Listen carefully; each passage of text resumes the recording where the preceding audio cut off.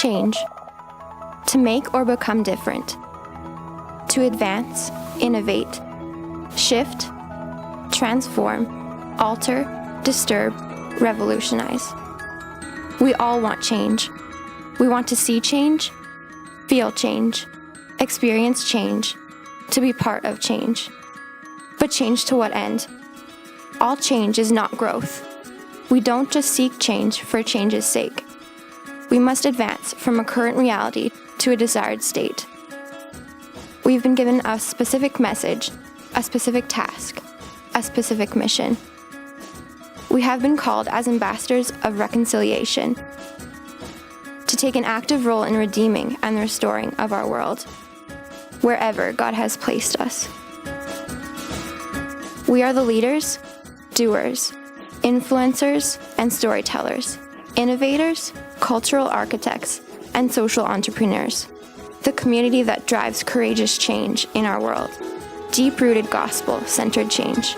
Change that radiates outward from the rock that Jesus built. Change that endures and culminates in kingdom come.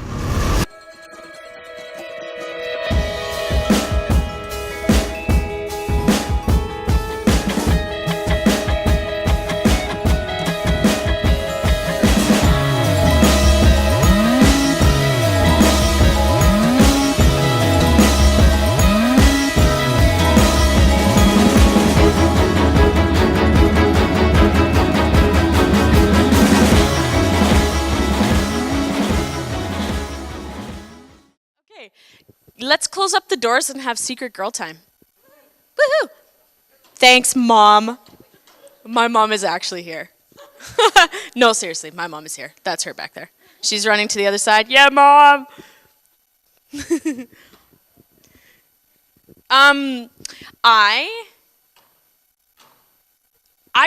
really like encounter weeks. Can I say that? I think I've said that before. I've said it lots, but I really like encounter weeks, and more than that, I like super love girl time. Where's my sister? I don't know where she went. Did she go pee? I really love girl time. She knows that. Oh, I didn't go through my notes to see where I was. Okay. Hi.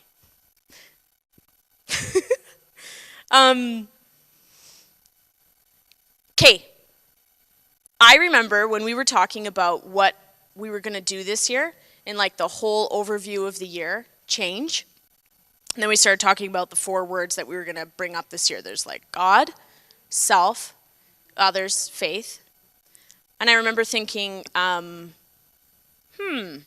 self is kind of interesting. I don't know how I feel about that, but we're rolling with it. You know, I'm not the decision maker, so okay, that's good. My first thought was you can't have an entire week where we're going to have different conversations about self and not have an all-girl talk.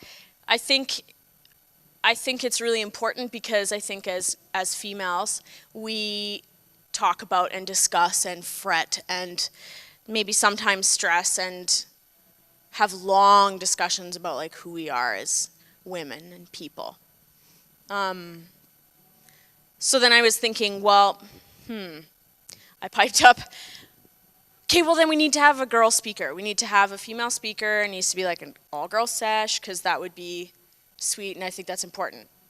And this is how it went. Okay, so we need to have a female speaker, and it's really important. Like, it's important on my heart that we like take care of our girls and we have a discussion about self. And they're like, okay, so that's you then, right? I'm like, what? Okay. So that's kind of how that went. I mean, it was heavy on my heart. I thought, oh, we really need to talk about this.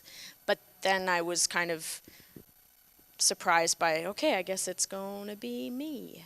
So here's the thing, is I think that I wanted somebody, it was important to me to have somebody come talk to you guys that's going to be honest and not cheesy. And someone who's like walked in the same paths as you guys and have like a big sister talk. So let's do this. Dallas, can you bring up the picture of SCA me? Yeah, Dallas. Oh, sorry, I allowed Dallas to be in here. Hi, Dallas. All right. Look at that. Behold.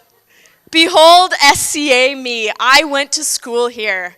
I did junior high at SCA. It's black and white, which is kind of mortifying because then it was like, I went to school in the 70s, but I didn't. I did not. I'm not that old. But look at baby me. I have, yeah. We're not going to pick apart what I look like. That coif, that hair. Oh, stop. Stop. Thank you. Okay, so I went to school here. I was you. I actually used to sit right where Ashley Colson's sitting. Hey, girl. That was me. I sat there every chapel. Seriously, right where Ashley Colson's sitting. My locker was over by Mr. Chung's room, by that little, 3 over from the water fountain. Yeah. And I used to sit through Bible classes in chapels, just like you are now. But I want to be honest with you guys. This place kind of wasn't awesome for me. When I did the talk this morning, I shared some stuff, and it was, it's really hard for me to be up here and be honest about my heart and my journey, but this morning when I sat up here and I did the talk the first time, it was good, I felt really good about it, but I kind of left a lot of stuff out. And over the break this afternoon, God was like, I kind of want you to talk a bit more about why it was tough for you at SUA. So I don't have anything written down. So here's the thing. Oh, you took it down. SCA me. I had a tough go of it here for a couple reasons.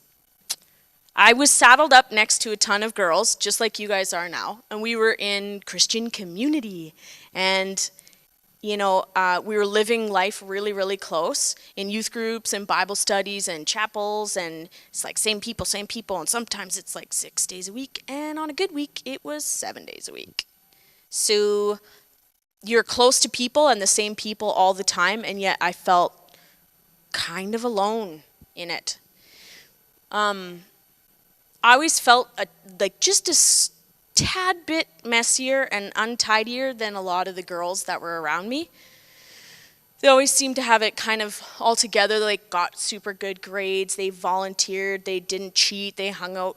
They did not hang out with boys who smoked. They never wore ripped jeans. They didn't have colored hair. They always had sweet answers from the Bible. In prayer groups, if you happen to be brave enough and share your heart and be like, oh, I think I need prayer over something. They had super sweet answers. Have super sweet answers. And that didn't really make sense to me. There was a bit of a disconnect because you know what it is? I think I just didn't really feel valued. The questions that I had were deep, dark questions. I don't understand. I'm going through some tough stuff. I'm really struggling, you could tell in some moments. And there was just a super, super sweet Christian nice answer. And it was yeah, but did you hear what I said? Super sweet. You pray about that. And I think just put in a little bit more hard work and I think it's going to be good. And I was kind of well, hard work. Okay. And honestly, sometimes it kind of felt like if I stayed within the lines of the stuff I'm supposed to do, don't, be honest, but if you're too honest, then you might get tattletaled on. Okay, all right, I'm not being honest, okay. And then, be you, but if you bleed on people a little bit, that's going to get uncomfortable. And I was kind of okay, I get it. So if I'm going to be asking questions and maybe not comfortable with some of the stuff that God and I are wrestling through, then I'm just going to keep them quiet. Great. Okay. And that felt kind of hurtful because I just didn't ever feel like people took the time to look into me and see me. Just kind of felt dismissive. And so I just kind of distanced myself. I just kind of stopped talking about like questions on my heart. Like, where is God in some of this stuff? Like, it feels really alone. And every time I would maybe brush up against somebody and bleed over them a little bit, it was like most of the interactions when I went to school here were very like,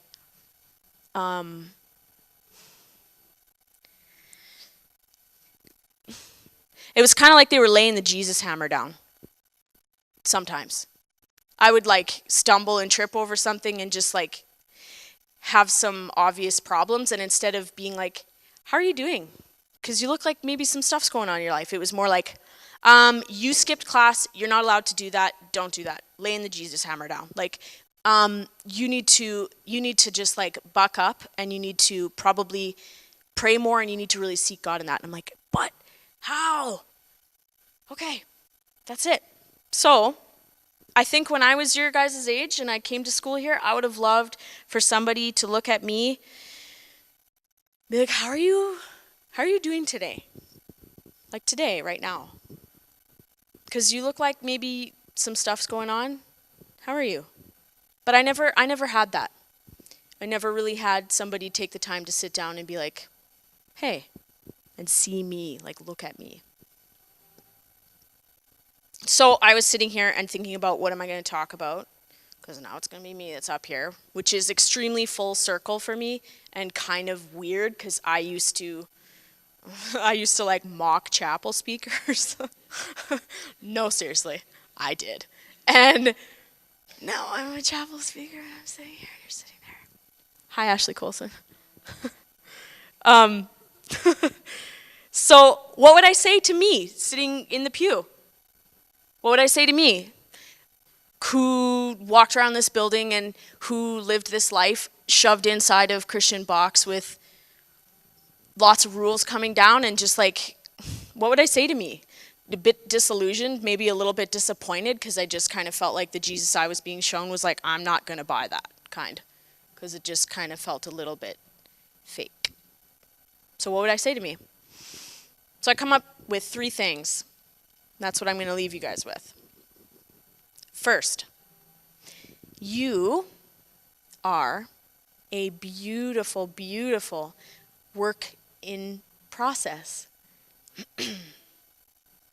Yeah. Process takes your whole life. You aren't done one magical day. You don't get to the super Christian level and then finish.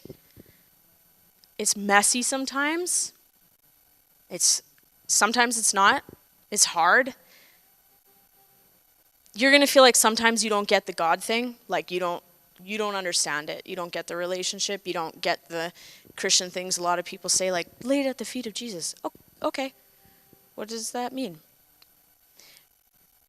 You're going to be disappointed. And you know what? You're going to be disappointed with church people. It happens. You're going to have some nights where you feel like you're mad at him from the stuff that you've been going through, and you're like, where are you? Okay, not okay with this. That stuff is all a part of the process. You might even doubt yourself a lot and be like, what am I even doing? But you know what? That is okay. I'm serious. It's okay. He is not ever turned off by your messes you make. Ever. You are not too untidy. You are not unmanageable. You make tons of mistakes, and he knows that. He knew it before you did. You're going to have really, really great, awesome days where you're like, maybe you go to a retreat or you go to camp. If you're lucky, you get to do a mission trip or something like that. You feel so close. You're doing so good. You get this Jesus thing today. It's awesome. And then you're going to wake up the next day and you got nothing. Like nothing. And sometimes, if you're me, could happen in the same day. Super awesome, not awesome. And that's a part of the process. And you know what I started learning? I started to think of it as falling forward. You might be stumbling around trying to figure out like who you are, and it's a process, and it's a beautiful process. And I just started to think about it as falling forward, stumbling towards him. I like Hebrews 12:2. It says, let us fix our eyes on Jesus, the author and finisher of our faith. While you might be stumbling and making mistakes, know that you are working it out with him every day. And some days are a complete failure and some days are a win, I guess. But it's the process every day.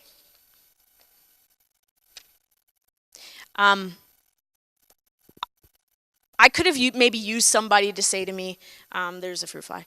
I could have used somebody to say to me, you might get a little bit sick of the life is a journey talk. You might get a little sick. I feel like we say that a lot in church and church places. It's a journey. It's a marathon every day. So I got a little bit sick of it. But I will tell you this, knowing that your whole life is a process and that you're beautifully working it out with him, my hope would be that it would take the pressure off of today and the doing, you really got to get good at this, being a Christian stuff, but it's a process that he works with you, and hopefully that would take the pressure off to be if you didn't get it today, you get up, he's still there tomorrow, or the very next moment. He's not going anywhere. He's still here. Even on your really crappy days, he's still with you. I like Philippians 1:6. I'm convinced and confident of this very thing, that he who has begun a good work in you will continue to perfect and complete it until the day of Christ Jesus. I have not reached completion. Far from it. I still make mistakes. Maybe they just don't look a lot like your mistakes currently, because I'm just a touch older than you. Not a lot, but just a little bit. So I'm just a little bit older than you. So in junior high, there's this crew of girls in grade 9, and every time I see them, they're like, Mrs. Moen, your eyebrows are so on point. Your eyebrow game? And I'm like, thanks, girl. Yes, I feel so good. And it's true, they are. Have you seen my eyebrows? They're good. Okay, but 21-year-old me, I don't farm those pictures around very often, because 21-year-old me, the eyebrow game, not even close, okay? They looked like, I'm totally going to say this. I wasn't going to say this. I'm going to say this because my mom's sitting here. My mom and I used to refer to the eyebrows. I'm sorry, Mom, if you get embarrassed.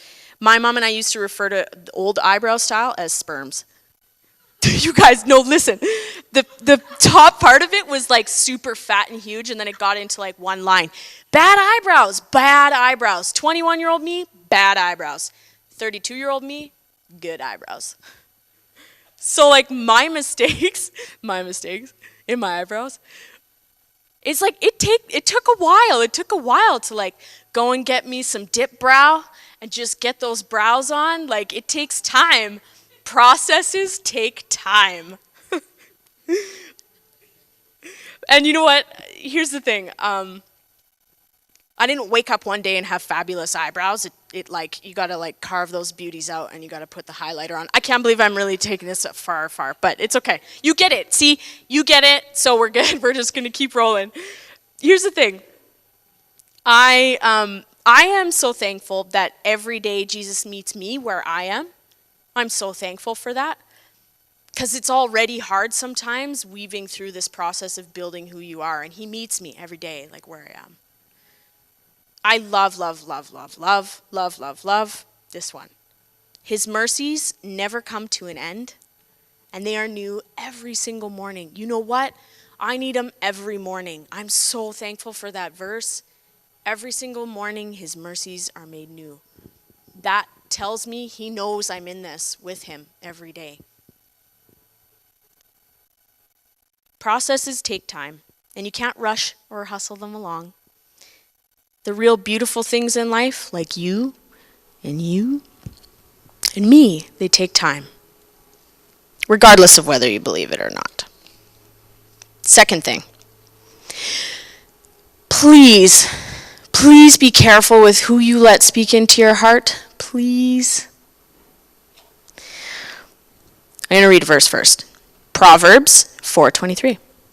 Above all else, guard your heart, for everything you do flows from it. I'm going to tell you first what I don't mean. I read this verse first because it's just beautifully worded and it gives me this picture. And this is what it is. Above all else, guard your heart. I'm like, guard my heart. Got it. Super got it. It's like chained up. Nothing's coming past. I'm really good at guarding things. But do you see what just happened there? When I took that on and just owned the responsibility of guarding and protecting my own heart, please trust me on this. This is like my own journey. You might find all of a sudden one day your super vigilant guarding of your heart, all of a sudden your heart is over there.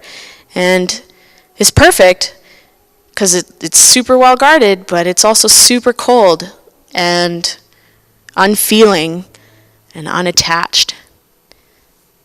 But it's protected, but it's detached.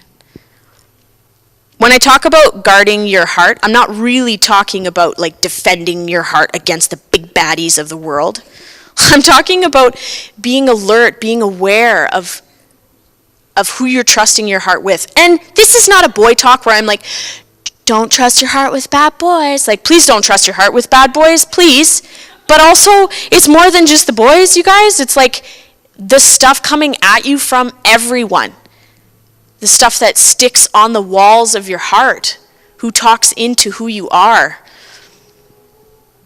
I'm pretty sure, I don't have to guess, I'm pretty sure all of us, every single one of us, could remember or call up, even maybe in the last month, a group of people or one person, intentionally or accidentally, who said something and it sunk down into your heart. Let me give you a couple examples. Maybe you're not smart enough to be in a certain class. Maybe you're not fast enough to be on a certain team. Maybe you're too pretty to be doing that. Or you're not pretty enough. Or you're just overlooked completely. Like completely overlooked. Your heart just stops, right? And I know I'm looking at a couple of your faces and you're like, I know what you're talking about. Outwardly, maybe you laughed. Maybe somebody just threw something your way like, that's so stupid. Like, why would you even think that? And you're like, right? That hurt. But you don't say anything and you're just like, right? Or maybe you had a couple really bad interactions with your family or an old bestie and they just hurled a few really terrible stuff your way because they knew who you were and your buttons and you were in a scrap and they threw some stuff at you and you were like, ow, okay. I never liked you anyways. You're too much work. Here's a couple from my book, okay? Gonna get real. I never liked you anyways. You're too much work. You know what? You're too intense, a little bit too emotional. I'm done. I'm not sure why, girls, but the really yucky stuff somehow seems to stick more. I don't know why. I don't have an answer for that. I don't know. It just happens. For me, you get told a couple times that you're not really smart.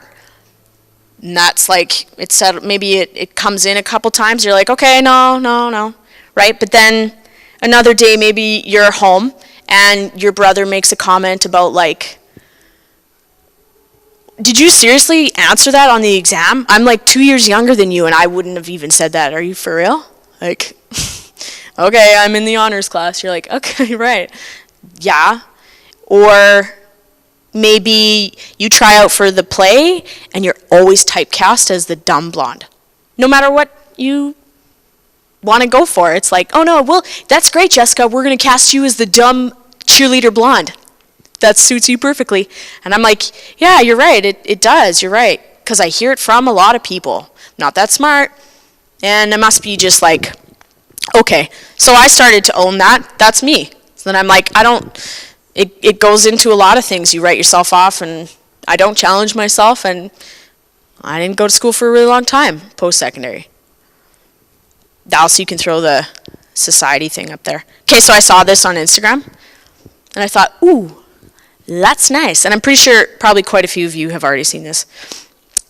Do I need to fully travel down the path of what society is telling you you're supposed to be like, and all the stuff it throws at you, and all the, like, everything you hear, everything you see of, like, what they think you should be like and how you're not enough? Like, be smart, but not that smart, because you could be threatening, so don't be that smart, because then you'll be nerdy. You should be pretty, because prettier girls have it easier, but don't be too pretty, because then you're going to be threatening to other girls and look like you're self-absorbed. Oh, you should rock that goth look. It's so in right now. Whoa, you went too far. Not like that. That's essentially what it is. Be yourself. No, not like that. I wanted to share a picture in my head of what I think about when I'm trying to share, like, please be careful with who speaks into your heart. But I couldn't come up with a better one, so I'm just going to roll it. But I'm pretty sure all of you guys have seen this. Have you guys ever seen Wreck-It Ralph? Yeah, a couple of you have. Okay. I have little children, so I have to suffer through that stuff a lot. I like the movie, but here's the thing.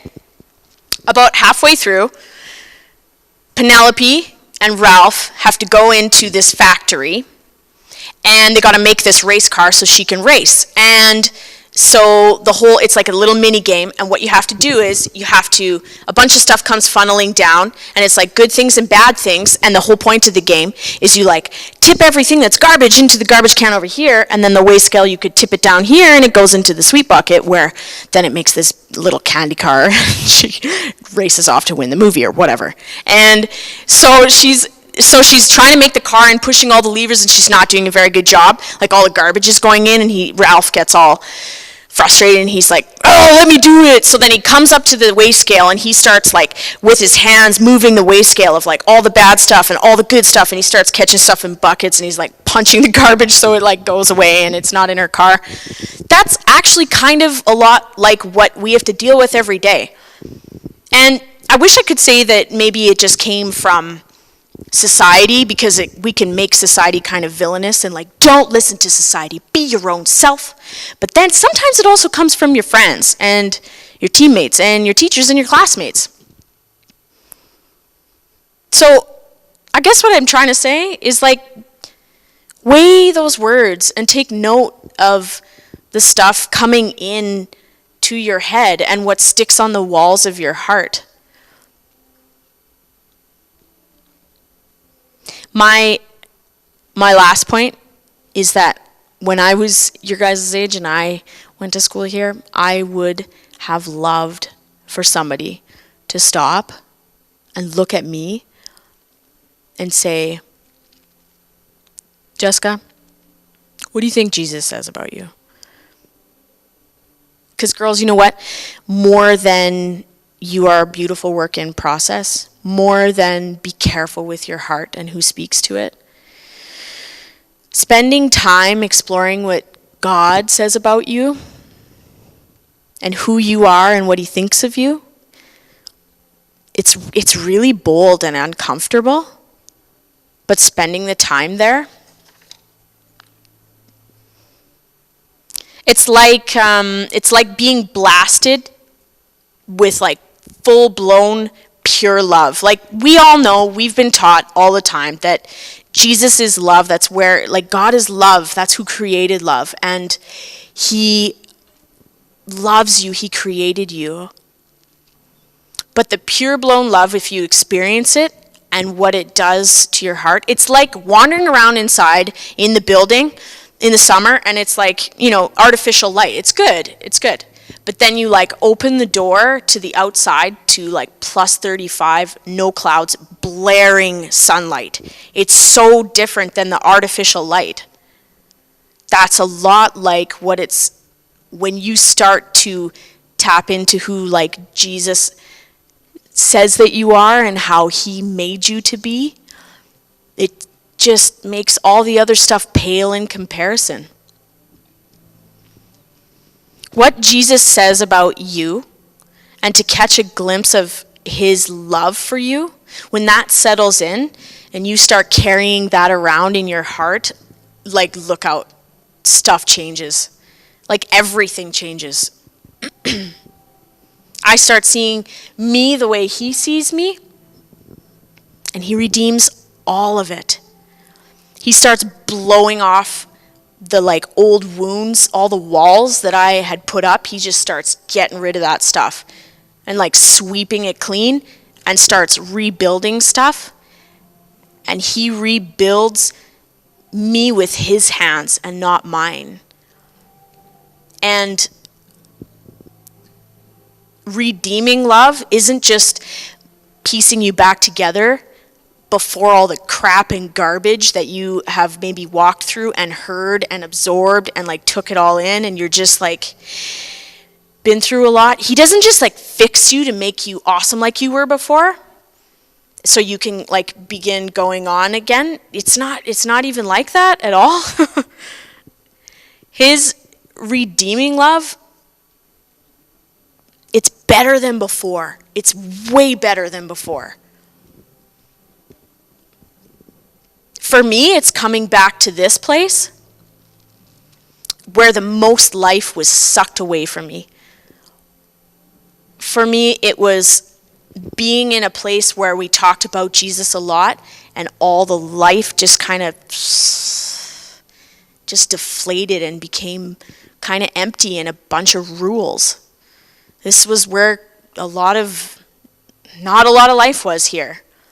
But redeeming with Jesus isn't, like, it wouldn't have been my choice to come back here. Like, after I left this place, a lot of years I didn't go to church.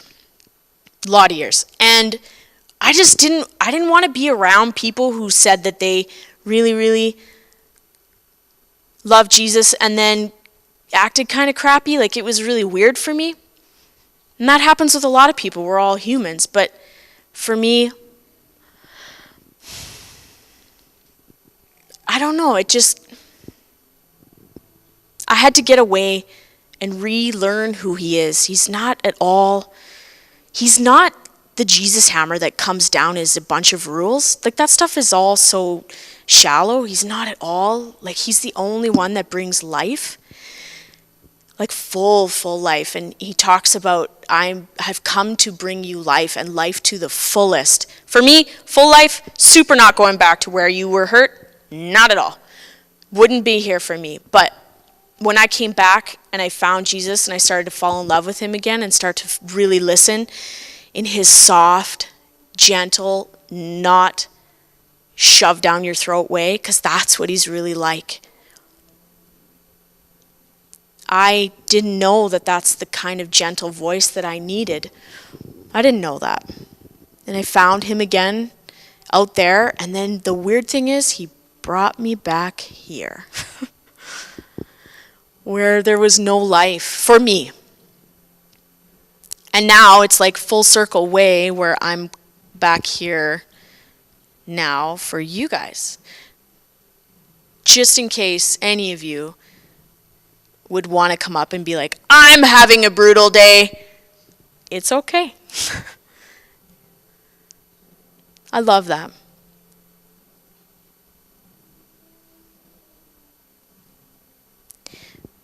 I think it's important to say that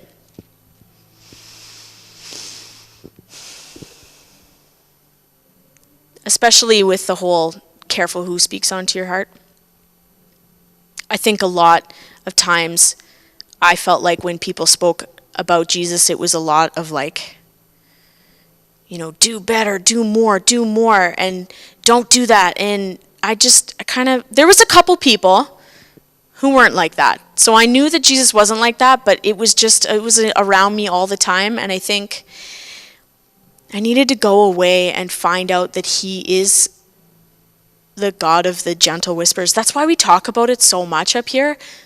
It's because for me, I wasn't wooed by like Jesus hammer. Like, don't do this, don't do that. I know that you're supposed to not do this, not do that. I know that. I know all the Sunday school answers. If it isn't Jesus, it's Moses. If it's not Moses, it's 28 cubics by 28 cubics. I know that.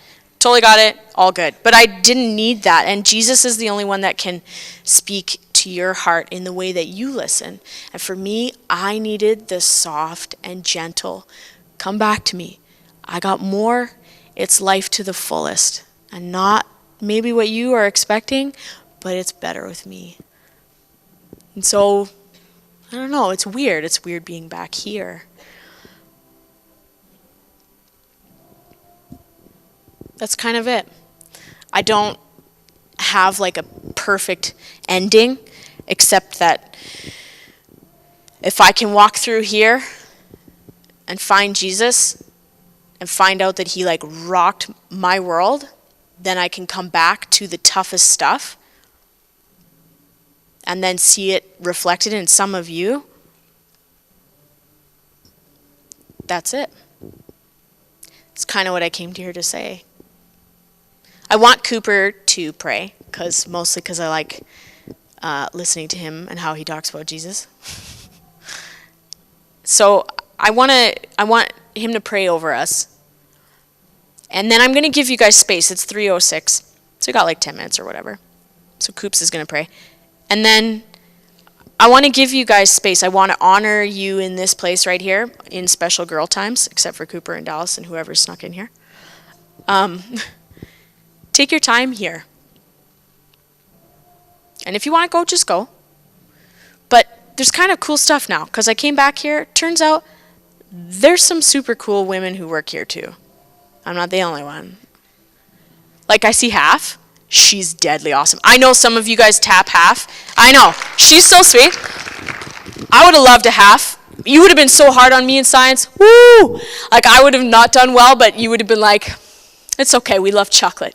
And we love Jesus. And I would have loved that. Amen. And I don't even know if Thune is here or if she's sick. She was here with me this morning. She's super not here. It's okay. I know her and I know her heart. And there's Younger. And I've went to LA with Younger, and she's just got a beauty heart. So there's a couple of us here. So it's not like it was. This place has changed a lot since I went here. And I think it's because there's a couple of us that are like, I'm not deterred by your mess. You can come talk to me. So yeah. I will be here if you guys want to pray. I'm going to be here. Oh, and Rachel and Kiara from SPAC Youth are here too. And they're like newfound sisters, and I really love them. And I totally put you on the spot, but those people can pray with you, right? Yep. Okay, Cooper.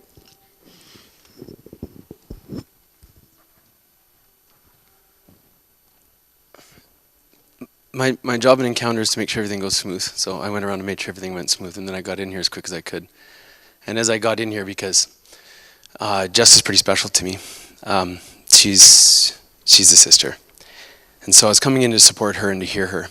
And I felt like I shouldn't be in here. I just had that moment when I came in and I was like, man, I'm a guy. And it just really hit me, because somehow this whole intimate range, and then I saw Dallas in the booth and I was like, well, he's got to be here, he's got to work here. So, but I almost left, and I'm glad I didn't. So I just was a complete observer up there, and I tried to move up there as far away, because this doesn't happen very often. And the truth that I see or get, I don't see it in the same way, and Jess does. And there's a lot of things she even didn't say, and they came out between her words, but you can relate, and she can relate. I can a lot of the way, but not the whole way, and that's why I wasn't leading this, because that would have just been weird. Like, really weird. I'm going to share with you just a really short story, like a 2-minute or 1-minute. And through, I've been here 7 years or so, and one thing that I'm not very good at, thankfully, is judging. And it's things you learn at a hard way. Things are bought at a high price. And there's been a lot that's gone on in my life. And so I don't judge. I don't want to say as well, because that sounds weird. I'm going to still suck in all kinds of ways, don't get me wrong.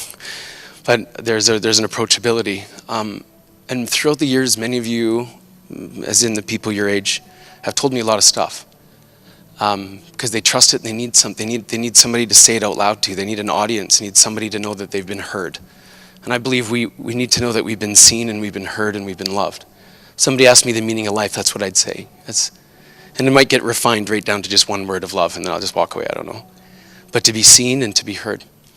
And there's one girl that I talked with for off and on throughout the year, and she is really successful, really shiny on the outside, eating disorder for 4 or 5 years, anorexia, and talking on that level. And I remember once we were at the end of right by Zook's room, we were out looking out the window in the parking lot.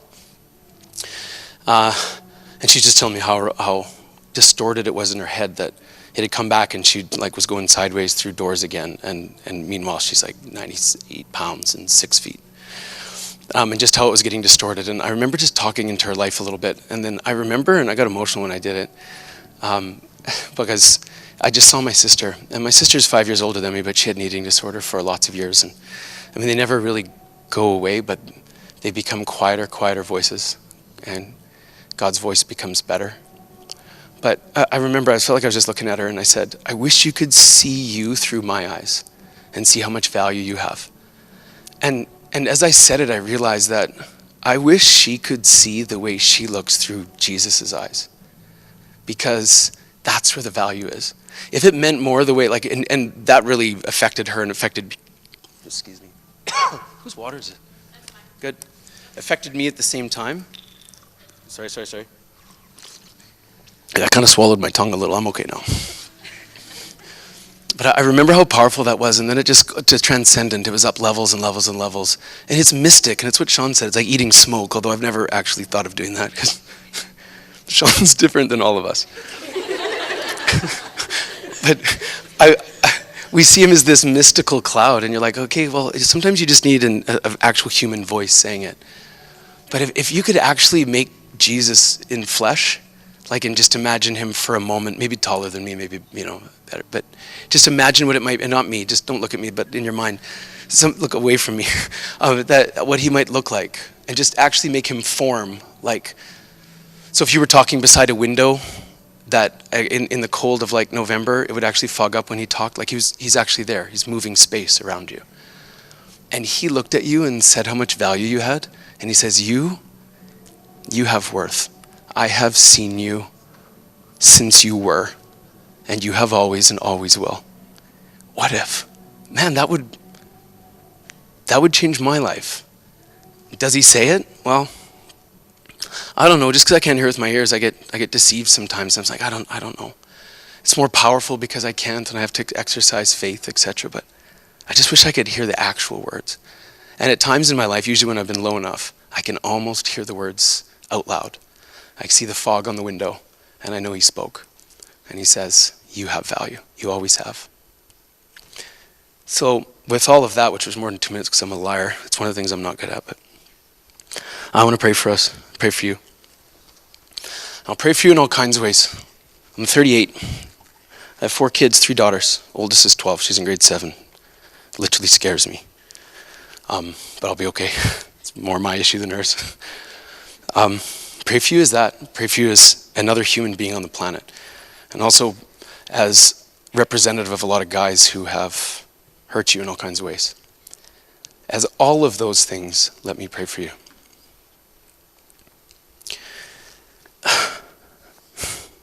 God, this is an amazing room. You see it.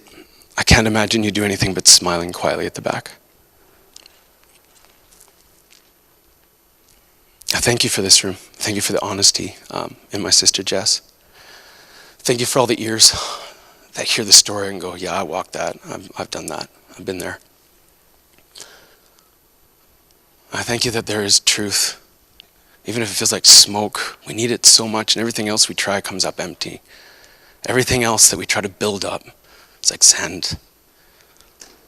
And we got to rely on this voice that we can't see. When it speaks in the dark and we allow ourselves to believe it, it says that we're worth. And it says that we've always been and we always will. We've seen and heard. And maybe if we can actually let ourselves hear it, it says, I love you. God, for all the hurt that's in this room, for all the dads, brothers, boyfriends, guys who have caused pain,